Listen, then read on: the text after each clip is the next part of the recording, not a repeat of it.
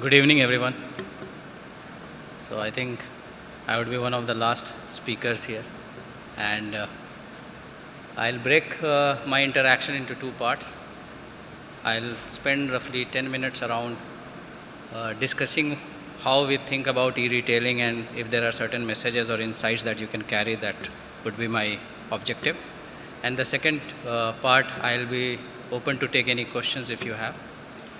So I think e-retailing today is at a very early stage, and I have used the same statement even a year back, and the reason is that as a percentage of total retailing, it's in decimals today, especially shoes, apparel and accessories, and we see a huge opportunity area.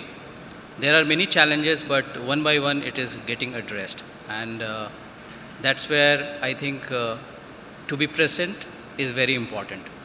I think even developed and developing countries, online business has reached in late teens. For example, Walmart online transaction is almost 17%.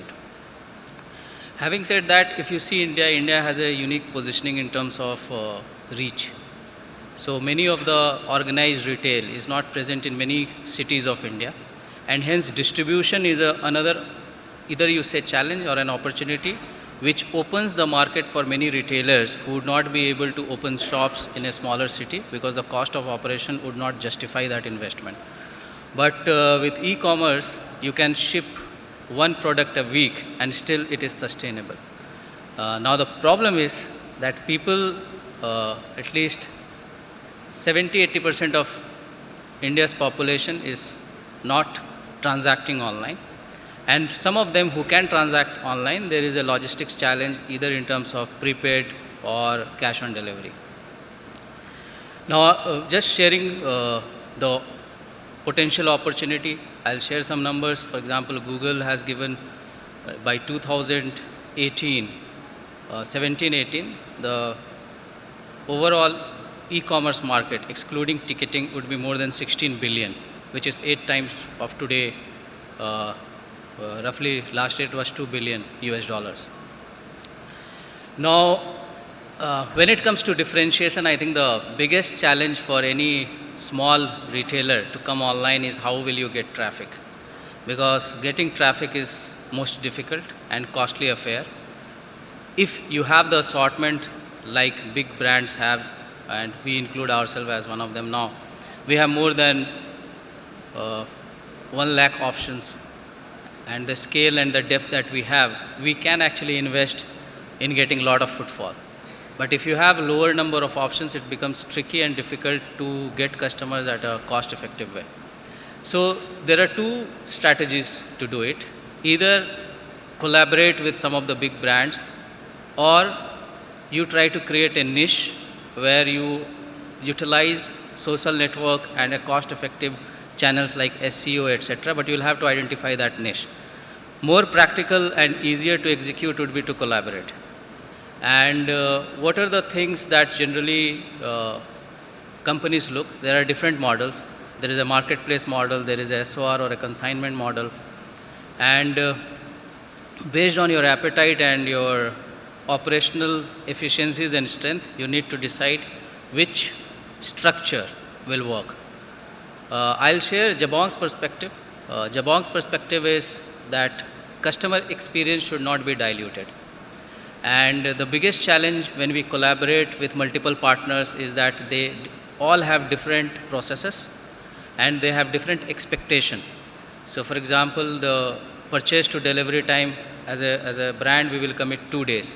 But certain partners will take 2 days just to get the product out of their warehouse. So that will not fit to the requirement. So how do we integrate with the requirement of the brand? So first we need to understand what are the requirements. Is my process strong enough? Can I create a separate process to run it? There are some lenient marketplace models where customers finally rate the partners or the vendors, and you list and then you ship. And based on the feedback, customer form an opinion and reputation whether to buy it or not. So those are the different styles. I think the one area where most of the partners do not appreciate or find it difficult to connect is the content and image. There is a big difference between online and offline in terms of touch and feel. And the closest that you can manage is by ensuring that the content explains the nitty-gritties or nuances of the product. And two, the image should be good enough or at different angles so that the customer can form an opinion.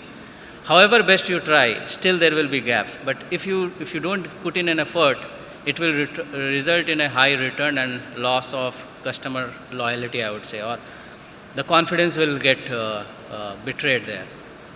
And this is one area where most of the e-commerce company today is investing. And the reason is, if you remember 10 years back, e-commerce existed in India. There were certain brands who were selling online, but there was no assurance on product quality, return, etc. And hence, people just lost the trust. And then the game or then the other brands which tried to build that trust, they had to work extra hard. So 30-day return policy, cash on delivery. So a lot of incentives were provided so that they win the trust back. The good news is that customers have started trusting e-commerce.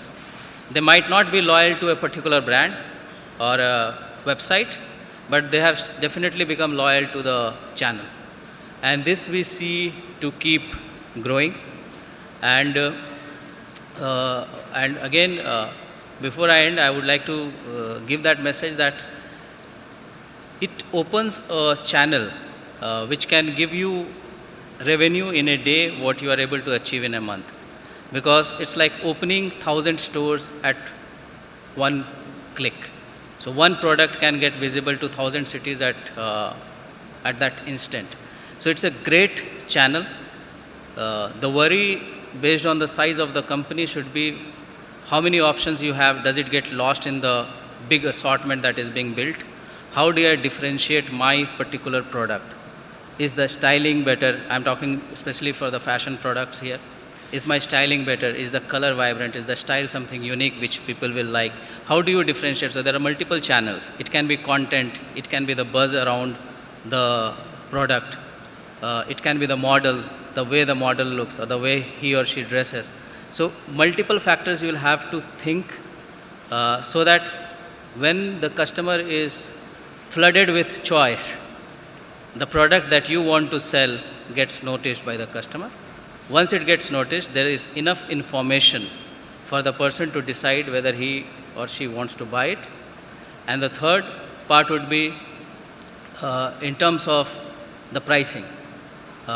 You should be aware that this channel, though does not have any front-end cost in terms of stores or salesperson, it has an intrinsic return disadvantage. It's not huge, but it is there because to build trust, most of the companies or websites ensure a return policy. So if there is a size misfit or a color mismatch, the products are taken back.